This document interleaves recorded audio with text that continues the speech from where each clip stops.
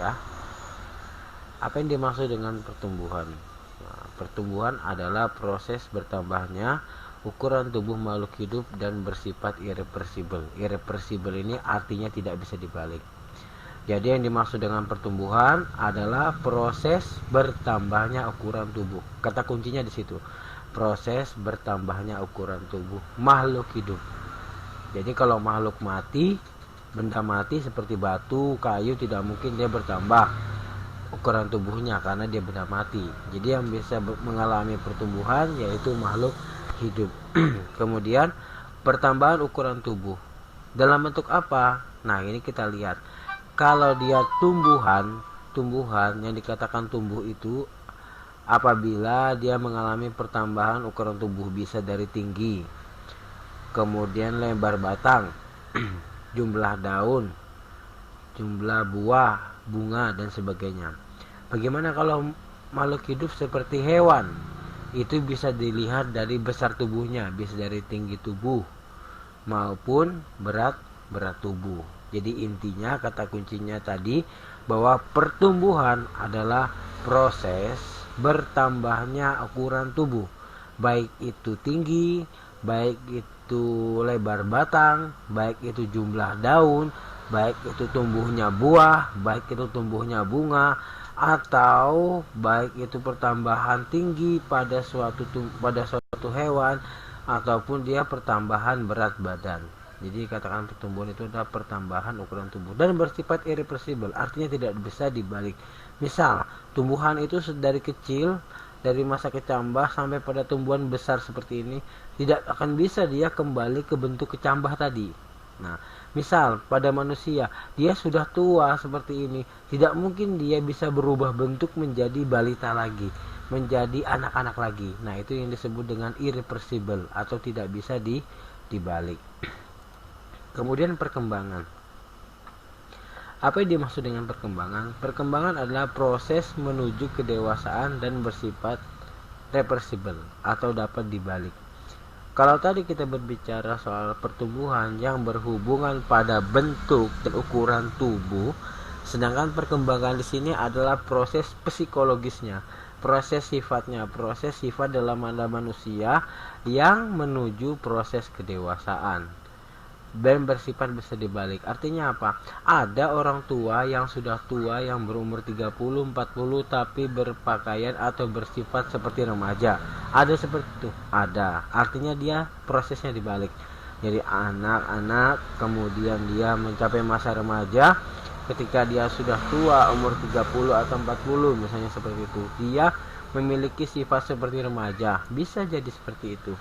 Atau mungkin anak-anak yang masih muda tapi dandanannya atau sikapnya atau pikirannya menyerupai orang yang dewasa, artinya kan tidak sesuai dengan tubuhnya tadi. Jadi bisa dikatakan kata kuncinya bahwa kalau pertumbuhan itu berhubungan dengan ukuran bentuk tubuh, sedangkan perkembangan adalah sifatnya atau psikologinya atau proses menuju sifat dewasa itu. Kemudian kita akan bahas pertama yaitu pada hewan. Lanjut, pertumbuhan dan perkembangan pada hewan. Pada tumbuhan. Pertumbuhan dan perkembangan pada tumbuhan dibagi menjadi dua, yaitu pertumbuhan primer dan pertumbuhan sekunder. Apa yang dimaksud dengan pertumbuhan primer? Yaitu pertumbuhan yang diakibatkan oleh meristem primer. Apa itu meristem primer? Meristem primer adalah meristem yang atau jaringan meristem yang aktif membelah. Jadi dia senantiasa terus-menerus dia membelah atau dikatakan sebagai meristem apikal. Apa yang dimaksud dengan apikal? Apikal itu dia berada di ujung. Bisa di ujung akar, bisa juga di ujung batang. Akibatnya apa? Menyebabkan pertumbuhan ke atas. Ya, menyebabkan pertumbuhan ke atas sehingga atau ke bawah.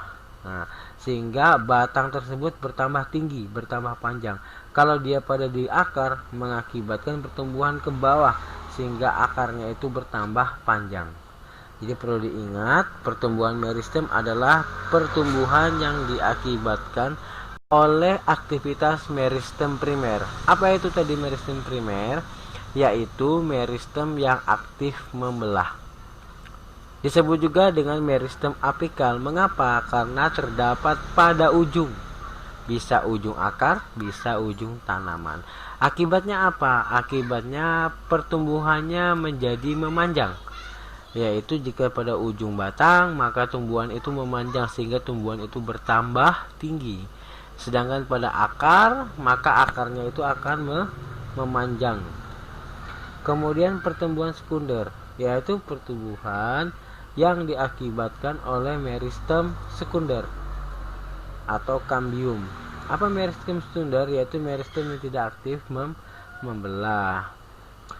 Pertumbuhan kambium ini menyebabkan batang bertambah besar. Kalau kalian pernah mendengar ada lingkaran tahun gitu ya, akibat tumbuhannya melebar gitu. Batangnya menjadi melebar sehingga bertambah besar sehingga bentuk lingkaran-lingkaran gitu ya. Itu disebut dengan aktivitas dari kambium.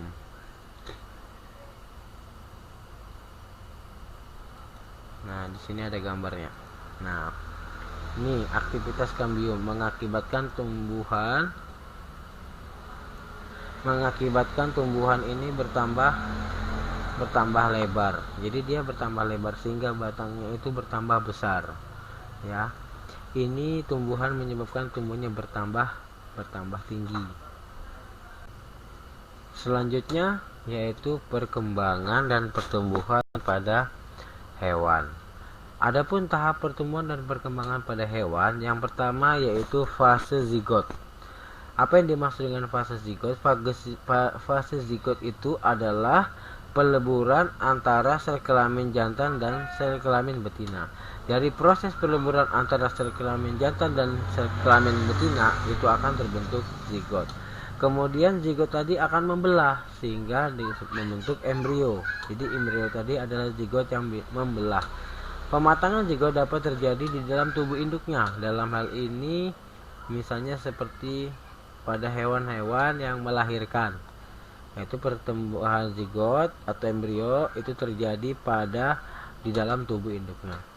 Lalu terdapat juga terjadi di luar tubuh induknya. Ini pada hewan-hewan yang bertelur, yaitu di mana pertumbuhan embrionya terjadi di dalam telur. Larva yaitu organisme kecil mandiri aktif yang berbeda dengan kondisi dewasanya. Jadi dia adalah fase di mana makhluk hidup itu mengalami perkembangan. Misalnya ulat. Ulat itu adalah salah satu contoh larva. Belatung itu adalah contoh larva. Ketika dia besar membentuk lalat misalnya. Dari belatung membentuk lalat. Nah, antara belatung dengan lalat itu bentuknya saja berbeda, wujudnya sudah berbeda, ya kan? Antara belatung sama lalat. Nah, itu tadi itu disebut dengan larva, yaitu organisme yang kecil mandiri aktif tapi berbeda dengan dewasanya. Misalnya pada kupu-kupu lihat ada ulat yang seperti itu bentuknya, kemudian dengan kupu-kupu itu kan jelas mengalami perbedaan bentuk. Nah, itu ulat tadi adalah larva dari kupu-kupu. Kemudian masa muda yaitu masa menuju dewasa. Dalam hal ini hewan tersebut sudah menyerupai bentuk dewasa. Ya, misalnya ada katak muda, katak dewasa, atau lalat muda, lalat dewasa, belalang muda, belalang dewasa. Nah, masa dewasa yaitu dimana hewan ini sudah mampu berkembang biak dan meneruskan keturunannya. Selanjutnya ada metamorfosis. Sebenarnya ada dua, yaitu metamorfosis dan metagenesis. Kita akan bahas satu-satu ya. Diawali dengan proses metamorfosis. Apa itu metamorfosis? Metamorfosis adalah perubahan bentuk pada tubuh hewan tertentu selama proses pertumbuhan dan perkembangbiakannya. Jadi tidak semua hewan mengalami proses metamorfosis. Jadi pada hewan-hewan tertentu saja yang mengalami metamorfosis. Ada dua jenis metamorfosis, yaitu metamorfosis sempurna atau disebut dengan holometabolisme. Apa itu metabolisme sempurna? Metabolisme sempurna yaitu metabolisme pada hewan yang mengalami perubahan bentuk nyata dan tahapan yang jelas. Jadi dalam tahapan metamorfosisnya itu jelas, bentuknya juga jelas perubahannya. Misalnya pada kupu-kupu. Kupu-kupu itu termasuk metamorfosis sempurna. Kita lihat kalau pada kupu-kupu itu kan jelas dari telur kemudian menjadi ulat. Nah, ulat kemudian menjadi kepompong atau mengalami atau kepompong tadi kemudian menjadi kupu-kupu. Jelas dari ulat, kepompong dan kupu-kupu itu jelas perbedaan bentuknya. Tahapannya juga nyata. Kemudian kalau metabolisme tidak sempurna adalah metamorfosis yang perubahan tubuhnya tidak mencolok. Misalnya pada belalang, dari telur kemudian nimfanya itu dengan belalang dewasa itu bentuknya sama, sehingga perubahannya tidak mencolok. Mungkin yang berbeda dari warna kulitnya atau bentuk tubuhnya, tapi fisiknya bentuknya itu sama. Untuk lebih jelas bisa kita lihat pada gambar berikut. Nah, ini adalah metabolisme daur hidup serangga. Nah, di sini ada gambar daur metamorfosis hidup pada serangga. Nah, di sini ada serangga yang mengalami metamorfosis sempurna dan metamorfosis tidak sempurna. Yang sempurna yang mana? Yaitu ini, kupu-kupu dan lalat buah. Kita lihat pada kupu-kupu, dari telur kemudian larvanya ulat tadi kan. Nih, larvanya ulat tadi. Kemudian dia lama-lama mengalami proses pembentukan kepompong atau masa pupa. Dari kepompong ini kemudian dia menjadi kupu-kupu. Jadi jelas kan antara ular kemudian kupu-kupu ini bentuknya berbeda dan tahapannya juga jelas. Dari telur, ulat, kepompong, kupu-kupu, jelas. Nah, contoh lain pada lalat. Ini lalat. Nah, kemudian ada setelah lalat itu kawin membentuk embrio. Embrio membentuk larva. Larvanya mengalami tiga tahap ya. Ada tahap pertama, tahap kedua, tahap ketiga. 3 perubahan bentuk, jelas kan? Kemudian dari tahap tadi membentuk pupa atau peripupa. Tahap dia mengalami kepompong, tahap bentuk kepompong. Kemudian dia membentuk pupa atau kepompong, kemudian menjadi serangga lagi. Jadi jelas tahapannya, jelas dari perkawinan membentuk embrio, embrio membentuk larva, larva membentuk pupa, dan pupa membentuk serangga baru. Jadi sangat jelas. Ini adalah contoh dari metamorfosis sempurna. Lah, ini contoh dari metamorfosis yang tidak sempurna, yaitu dari ini kecoa ya. Kecoa dewasa, telur membentuk nimfa. Nah, nimfa 1, nimfa 2, nimfa 3, nimfa 1, nimfa 2 sampai lalat dewasa ini bentuknya sama. Yang membedakan hanya sayapnya saja, tapi bentuknya sama, antenanya sama. Jadi perbedaannya tidak mencolok. Contoh pada capung. Nah, seperti ini. Ini perbedaannya juga tidak mencolok. Tahapannya juga sederhana ya, dari telur kemudian menjadi larva menjadi capung muda, capung dewasa. Nah, ini contoh dari metamorfosis yang tidak sempurna. Jadi sangat jelas ya perbedaannya. Kalau metamorfosis sempurna itu daur hidupnya jelas, tahapannya jelas. Sedangkan pada metamorfosis tidak sempurna itu tahapannya tidak jelas. Itu ya. Selanjutnya, metagenesis. Metagenesis adalah pergilan keturunan, yaitu fase aseksual dan fase aseksual. Jadi pada metagenesis ini makhluk tersebut mengalami 2 fase, yaitu ada fase seksual. Nah, di mana dia seksual itu menghasilkan keturunan.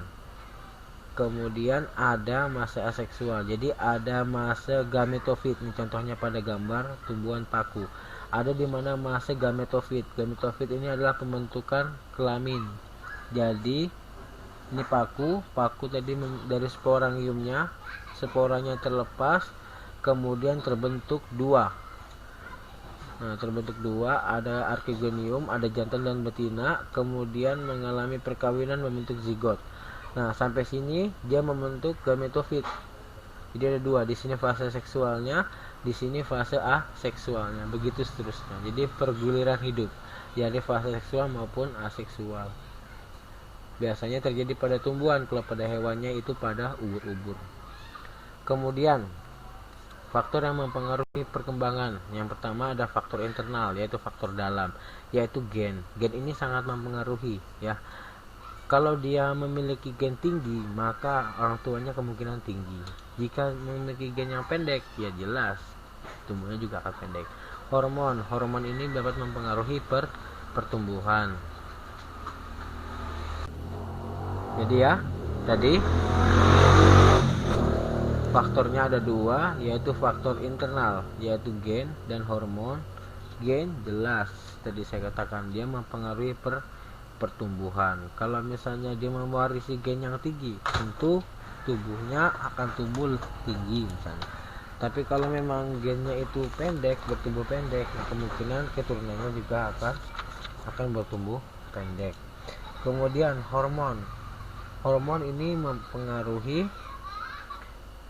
proses pertumbuhan di dalam tubuh, ya. Hormon. Kemudian kalau dari eksternal, faktor eksternal yaitu makanan dan nutrisi.